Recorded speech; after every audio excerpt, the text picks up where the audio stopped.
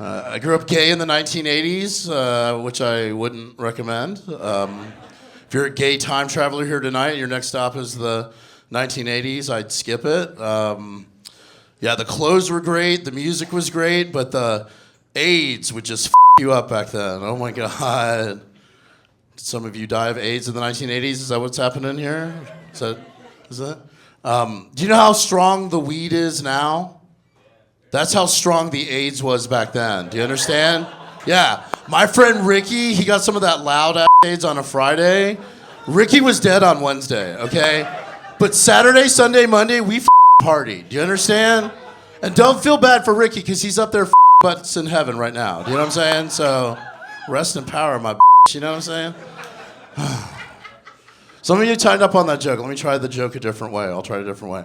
Okay, so growing up gay in the 1980s, I thought my main two options available to me as a queer person in straight society was either to be hate crimed in the streets or die of AIDS in the sheets. It's like, which is it gonna be? We're gonna get you either way. You're living a life of diminished capacity. Ah!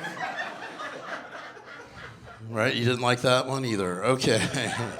Didn't peg you for a NPR crowd. I don't know. Okay. Did some of you die of AIDS in the 1980s? I know I asked that already.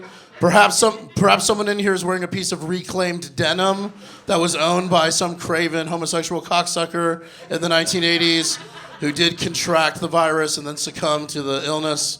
And you wear that jacket and sometimes really late at night, like the back of your throat itches. You know what I'm saying? And like only like an entire popsicle shoved back there is gonna... Okay, that's not really part of the joke. That's more of a screenplay that I'm working on called Ricky. You know what I mean?